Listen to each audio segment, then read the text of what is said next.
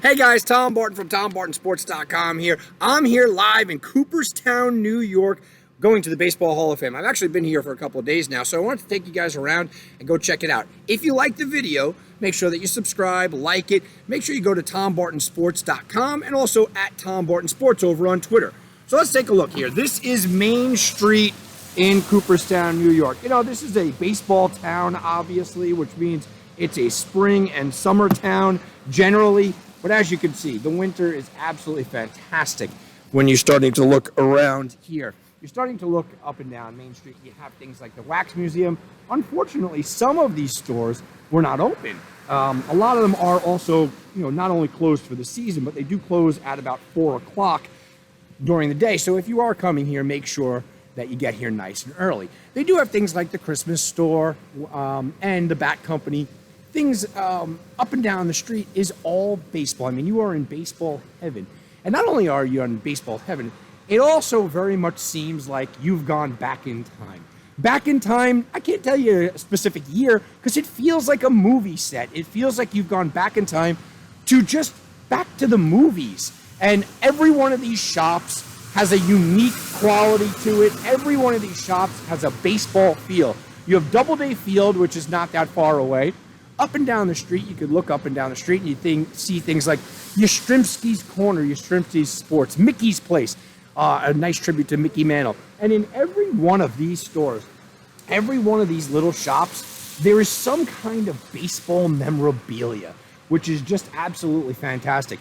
My wife made a comment and she said, not only is it some baseball memorabilia, but what you really do have is you have a situation where it really seems like some of the stuff should be in the Hall of Fame, which is not that far away. The food here is great too, and I did see an interesting shirt, and the shirt I was laughing about it, but it makes sense. It said, we are a small drinking town with a baseball problem. I mean, you kind of get a laugh out of that, but there is a lot of good little bars, a lot of good restaurants. Last night we went to the Cooperstown Distillery and Beverage Exchange. Absolutely fantastic. The people in there were just seriously just really, really, really nice. They let you take a free empty bottle with a cool design on it. It had a revolutionary design. Lots of stuff there, which is, and the free samples. By the way, try to relax on the free samples. They give you vodka, they give you gin, they make rum there, they make bourbon, and they make whiskey. You can get a free sample or two of each one of them. Down this little alleyway here, down the alleyway where you have the American flag in the middle, right down this little alleyway is a German restaurant. It's called Pioneer Patio Restaurant. The staff was absolutely fantastic. It really was a really nice time with the staff there. The food was good, and they served Bambino beer. I gotta tell you, I am a guy that, I am pretty picky about my beers, and Bambino beer was absolutely fantastic. Give me 1 second. There is an ambulance. It's usually a very quiet town. That was an interesting exchange there. So you have that. To the left of me is the Tuncliffe Inn. Tuncliffe Inn restaurant, and now you go underneath the stairs of the Tuncliffe Inn restaurant, and the Tuncliffe Inn was really, really good. The food was fantastic. My wife tried the chili, which was great. I had biscuits and gravy, which was on the dinner menu. They have $2 beer. And that was a really good time. You go back downstairs, and it seems like basically you're back into the 1970s, but in a nice way, not in a corny, weird way. There's Shoeless Joe's and Mickey's Place across the street, both of them apparel and memorabilia. Here is the Cooperstown Beverage Exchange. It's not open right now, as you can see. Got all kinds of cool bottles. You get bottles that are shaped like a baseball and signed, fake signed by a lot of the players, which is fantastic.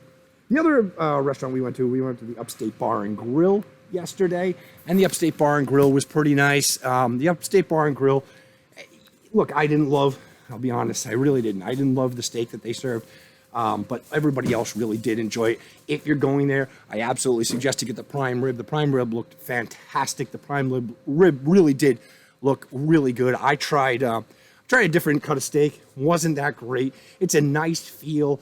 My daughter kept calling it a winter wonderland, which is what she was really enjoying.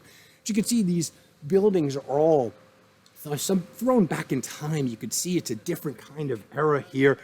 And then you get to the Hall of Fame. By the way, if you continue to go to the left, behind all these buildings and stuff, You get the lake, which is a great lake view in the summer. It's absolutely fantastic. You start to see the Hall of Fame kind of coming up here, and I'll pan out as much as I can. I'm actually walking with my computer here so I could get a good view for everybody to take a look at the Baseball Hall of Fame. And you can start to see it come into focus here. I'm going to take a step back. You know, this is what I mean. It is a summer town, right? It is a summer town. It's obviously spring and summer town, a baseball town. But you do have the Christmas lights inside the main hall of the Baseball Hall of Fame is a huge Christmas tree, and is just absolutely picturesque and beautiful. It is a fantastic, fantastic visit. I brought my 4-year-old daughter, my 7-year-old son, and my wife, who is a very casual baseball fan. Everybody had a great time. Everybody truly did enjoy the Baseball Hall of Fame. So it's a lot of interactive stuff. If you're unsure if your child is ready yet, if you're unsure, maybe they're not at that age, well, they don't love baseball, it's fine. There's a lot of interactive stuff for the kids. They'll have a simply fantastic time. They really will. It is everything that you would think. As an adult, it's like a kid's playground. I could have probably spent hours upon hours upon hours in there just reading and checking everything out. So that's going to do it for me, guys. Please make sure, if you like this video, make sure you check out the channel. Make sure that you guys subscribe. I could always use that. And go check out TomBartonSports.com. And go check out Tom Barton Sports over on Twitter. Thank you very much, everybody.